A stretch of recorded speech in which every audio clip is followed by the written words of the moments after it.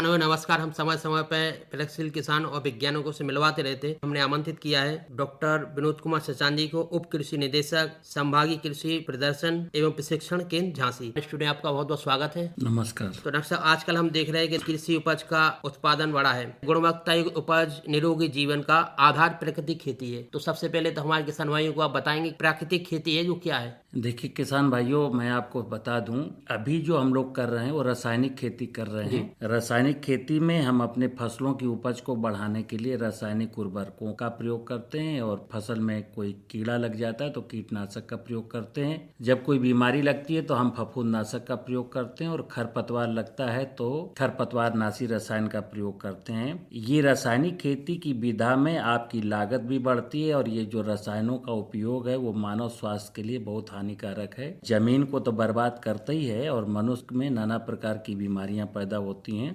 आज आप जानते हैं भोजन में बहुत ज़्यादा कंटामिनेशन है, और पानी में हैवी मेटल्स हैं, और वायु में नेगेटिव नकारात्मक गैसें हैं।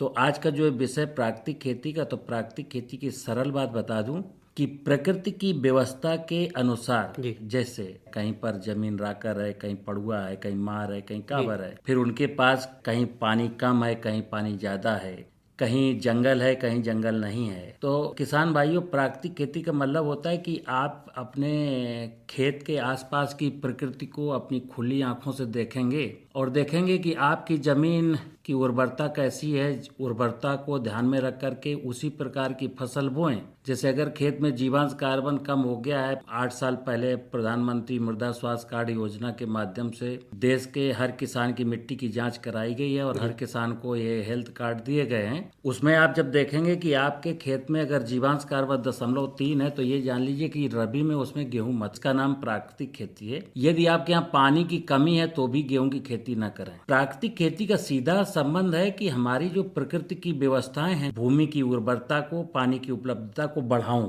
तो प्राकृतिक खेती का मतलब ये खेती निरंतर चलेगी, अनादिकाल से होती आई है और अनादिकाल तक चलनी है। तो हमारी आने वाली पीढ़ियां भी यहाँ इस धरती पर सुखपूर्वक जीवन जी सकें, इसके लिए मुझे प्राकृतिक संसाधनों का संरक्षण एवं जैव विविधता का संवर्धन करते हुए जो खेती करेंगे उसको प्राकृतिक खेती का नाम दिया जाएगा। कल है गुणवत्ता युक्त जो आज की जरूरत है खेतों के लिए, वो कैसे हो सके। देखिए, ये विषय है कि प्राकृतिक खेती ताकि हमको गुणवत्ता युक्त उपज प्राप्त हो सके और मेरा जीवन निरोगी रह सके। किसान भाइयों, आपके बुजुर्ग लोग कहा करते थे, और वेदों का सूत्र है किसान के लिए, सर्वे भवन्तु सुखिनः सर्वे सन्तु निरामया। यानी किसान एक वो प्राणी है जो परमात्मा से प्रे करता है कि हे ईश्वर, इस धरती पर रहने वाले सभी जीव निरोगी एवं सुखी बने रहें। आज की वार्ता का विषय भी यही है कि निरोगी जीवन।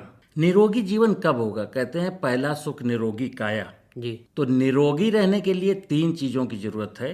क्योंकि मनुष्य दिन में 21,000 बार श्वास लेता है, प्राण वायु अंदर जाती। अगर हमारे आबो हवा में हानिकारक गैसें नहीं है तो वायु मेरी अच्छी है और मैं स्वस्थ रहने की उम्मीद कर सकता हूँ। दिन में 10 बार पानी पीता हूँ, और पानी में अगर मेरे हैवी मेटल्स नहीं है, पानी मेरा मीठा है, तो मुझे स्वस्थ रहने की उम्मीद जगती है। दिन में 2 बार या 3 बार मैं खाना खाता हूँ, अगर मेरी रोटी और सब्जी और फल और दूध में कोई खतरनाक केमिकल के कंटामिनेशन नहीं है, तो मैं स्वस्थ रहने की उम्मीद कर सकता हूँ। लेकिन रासायनिक खेती में ये सारी चीजें दूर हैं।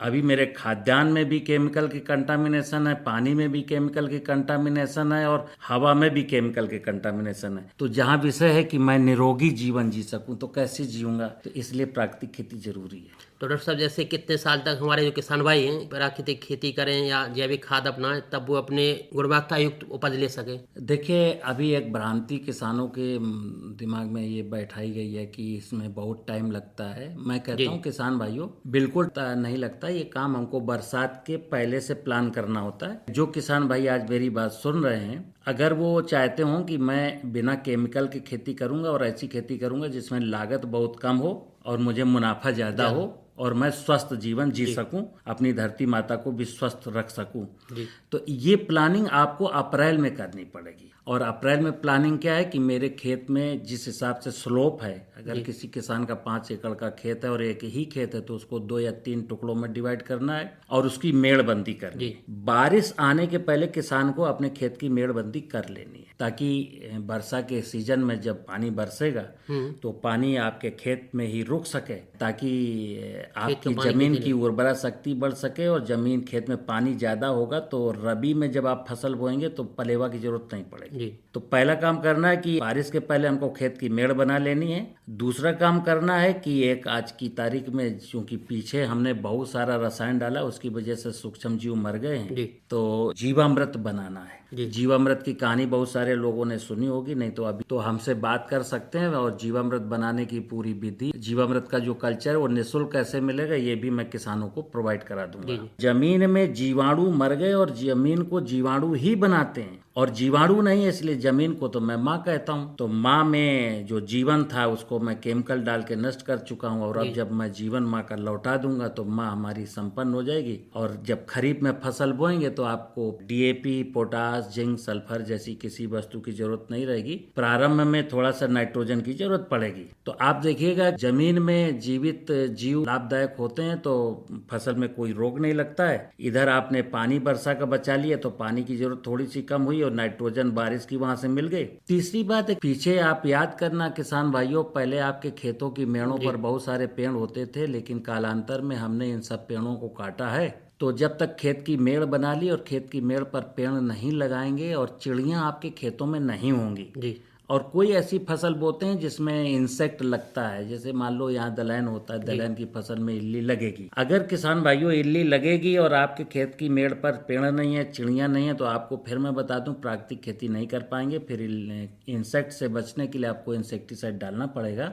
इसलिए खेत की मेड़ों पर ऐसे पेड़ लगा दें कि जिसमें आपके खेत में चिड़ियां वापस आ जाए। अगर चिड़ियां वापस आ जाएंगी तो फिर आपके खेत में लगने वाले इंसेक्ट वो चिड़ियां खुद मैनेज कर लेंगी। तो ये कहना कि कई साल लगते हैं, आप पहली साल शुरू करिए और पहली साल से ही परिणाम देखिए, अच्छे परिणाम मिलते हैं।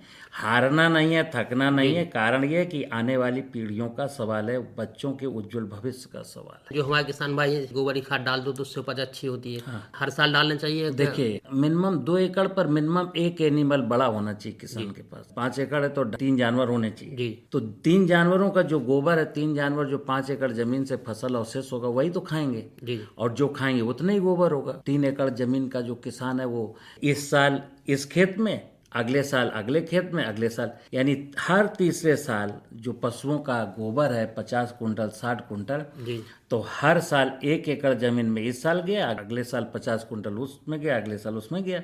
वो रूटीन बन जाएगा 3 साल। मैं यहाँ किसान भाइयों से कहूंगा कि गोबर का निस्तारण आप साल भर करेंगे और उसका आप खेत में प्रयोग 1 साल में 1 बार करेंगे। तो गोबर को कभी भी पक्के सड़क के किनारे, फर्श पर, एपेक्स पर न डालें। गोबर जहाँ आप डालते हैं वो आपका पर्सनल अपना घूरा होगा, कच्चा गड्ढा होगा, और कोशिश करें कि उसके ऊपर पेड़ हो, यानी गड्ढा जो हो पेड़ की छाया के नीचे हो। कड़ाही नुमा गड्ढा है गोल, उसमें जब आप गोबर डालते हैं तो जमीन का जो माइक्रोब्स है वो गोबर को सड़ाना, डिकम्पोज करना शुरू करता है।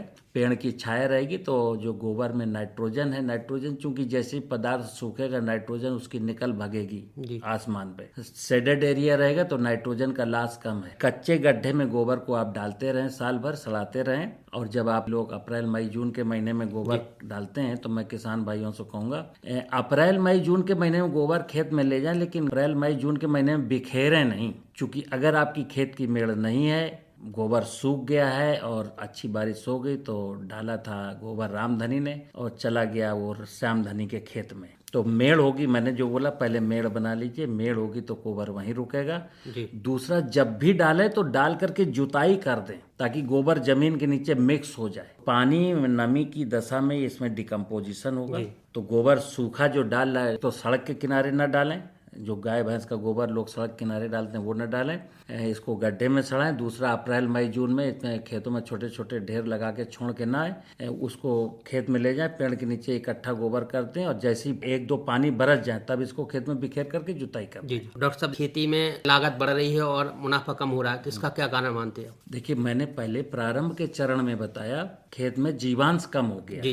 गोबर है जो जीवामृत है वो जीवांश बढ़ाने की बात कर रहा हूँ ना। खेत में जब जीवांश कम होगा तो आप गेहूं बोएंगे, धान बोएंगे, कुछ भी बोएंगे तो फसल को जो पोषण चाहिए खेत के पास सामर्थ्य नहीं होती, इसलिए आपको बाहर से ला करके रासायनिक उर्वरक डालने पड़ते जी। हैं। खेत चूंकि बीमार है इसलिए आपको खेत की बीमारी के लक्षण फसल में परिलक्षित हुई तो आपको फंजीसाइड डालने पड़ेंगे। जी। फिर खेत की मेड़ पर आपके पेड़ नहीं थे तो चिड़ियां नहीं है तो इंसेक्ट लगे तो इंसेक्टिसाइड डालना पड़ेगा। जी। फिर आपने पालतू पशु रखने बंद कर दिए, खेत में खरपतवार होंगे तो वो आपको समस्या क्रिएट करेंगे तो आपको वीडीसाइड डालना पड़ेगा। आपका प्रश्न है कि लागत बहुत बढ़ रही है, आमदनी नहीं हो रही है, तो किसान भाइयों को तो यही तो मैं बोल रहा हूँ कि यूरिया डीएपी को कैसे बंद किया जाए, पेस्टिसाइड कैसे बंद कर दिया जाए। तो इसके लिए 4 काम मैंने बताए। खेत की मेड़ बना लीजिए और मेड़ पर पेड़ लगा लीजिए और घर में पशु पाल लीजिए। पेड़ की पत्तियों से भी कई प्रकार के खाद बन जाता है वो उससे। तो नेचुरली जब पेड़ खेत में है, पेड़ की पत्तियां पतझड़ में खेत में ही गिरेंगी और जब खेत में सड़ेंगी तो वो ह्यूमस में ही कन्वर्ट होंगी। पेड़ बहुत अच्छा है। ह्यूमस क्या है? ह्यूमस मित्र जो आपका गोबर है, जो फसलों के अवशेष हैं, जी। वो भीगा हो फिर उसमें सूक्ष्म जीव क्रिया करते हैं तो वो कार्बनिक पदार्थ, जिंदा जीवाणु और जीवाणुओं की मरी हुई इकाइयां, इस पदार्थ को ह्यूमस बोलते हैं। और फसलों का भोजन जीवांश, जो मैं बोलता हूँ ना जीवांश कार्बन,